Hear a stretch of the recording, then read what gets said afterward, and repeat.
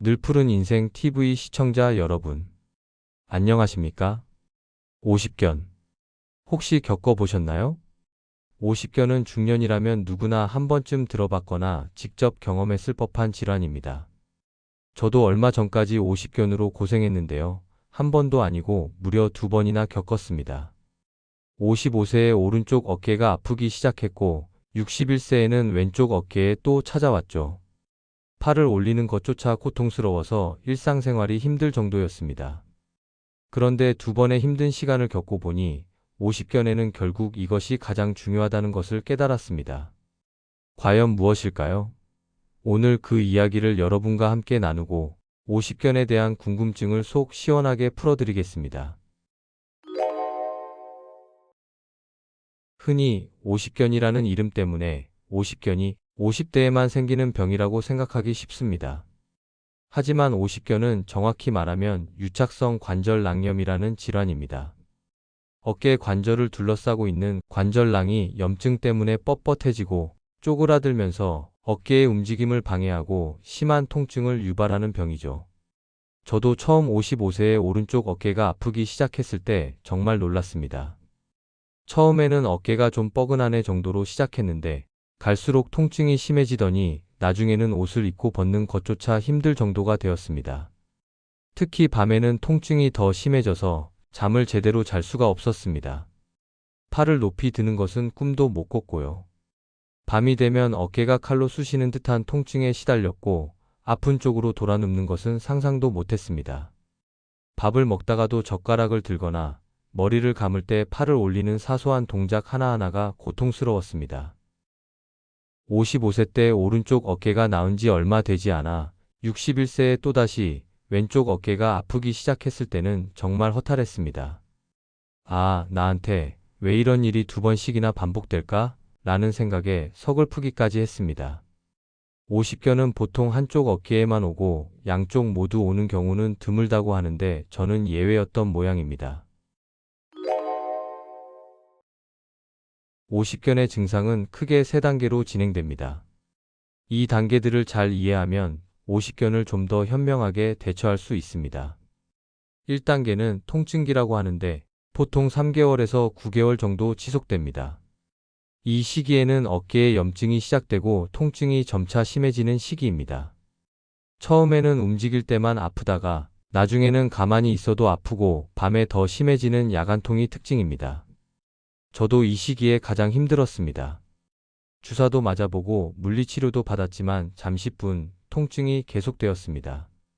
이 단계에서는 어깨를 움직일 때마다 찌릿하는 통증이 느껴지고 팔을 특정 각도 이상으로 올리기가 어려워집니다. 마치 어깨에 돌덩이를 매달아 놓은 것처럼 무겁고 뻣뻣한 느낌이 들기도 합니다.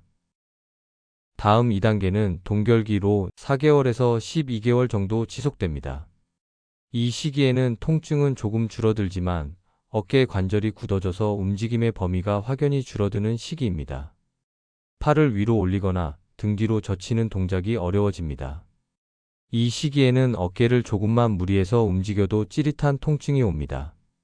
이 시기에는 일상생활이 더욱 불편해집니다.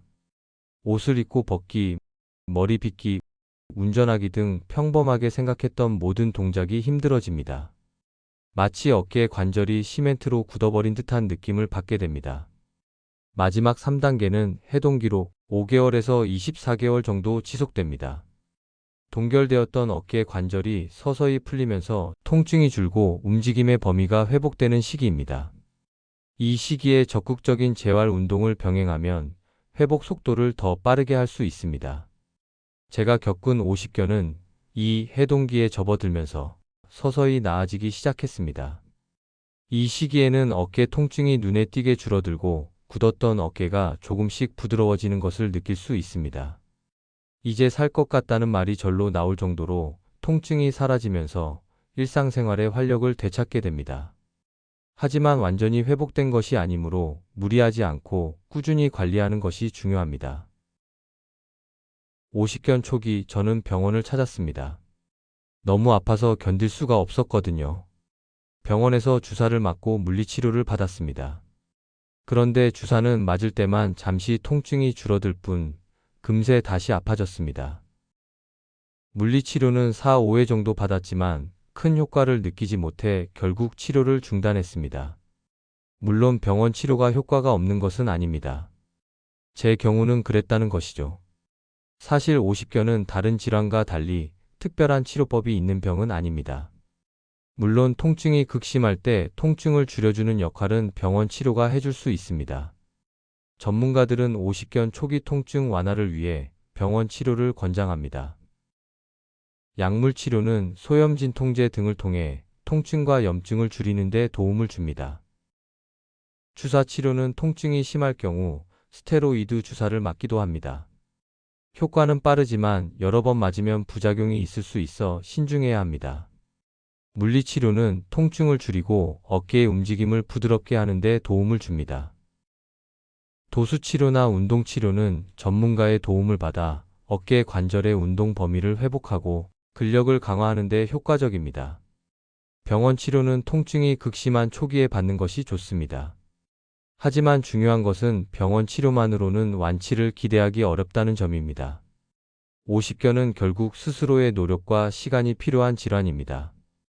병원 치료는 이 힘든 시간을 조금이라도 편하게 보낼 수 있도록 도와주는 보조적인 역할을 한다고 생각하는 것이 좋습니다. 저의 2번의 오십견 경험을 통해 얻은 가장 큰 깨달음은 바로 시간입니다.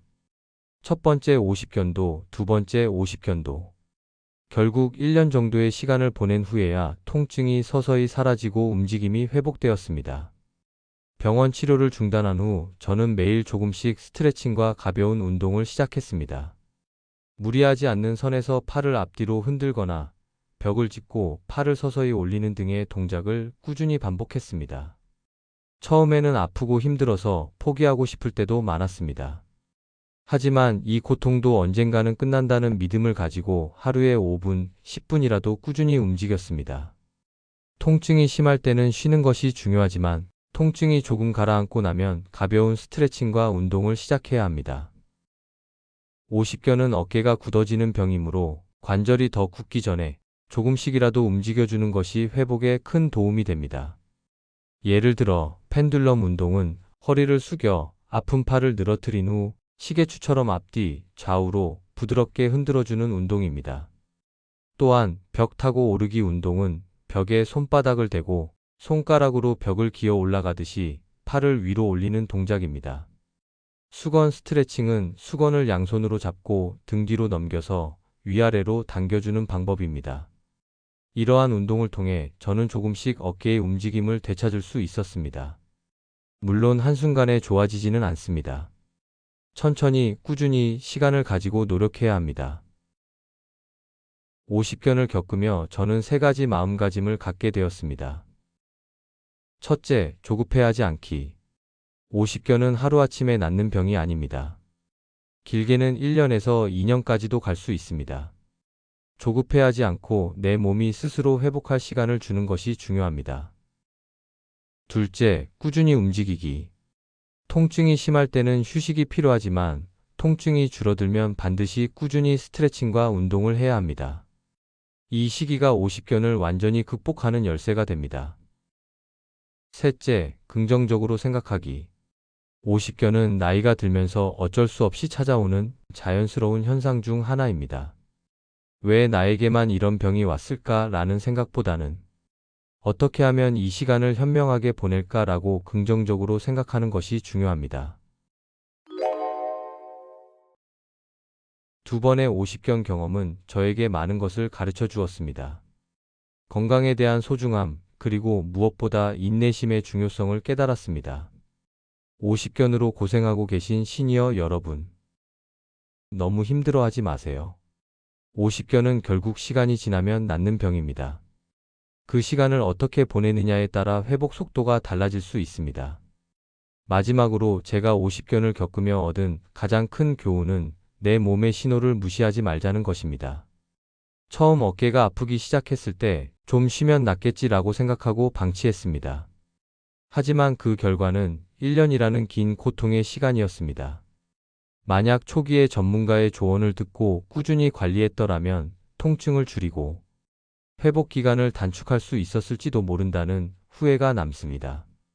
하지만 동시에 이 경험을 통해 저는 제 몸을 더 사랑하고 아끼는 법을 배웠습니다.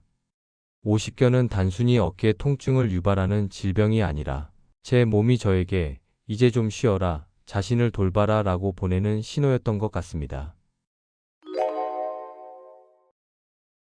오늘 제가 준비한 이야기가 오십견으로 힘들어하는 분들에게 조금이나마 위로와 도움이 되었으면 좋겠습니다. 혹시 궁금한 점이 있다면 댓글로 남겨주세요. 다음에도 더 유익하고 알찬 정보로 찾아뵙겠습니다. 오늘 영상이 도움이 되셨으면 늘푸른TV 구독과 좋아요, 알림 설정 부탁드리겠습니다. 감사합니다.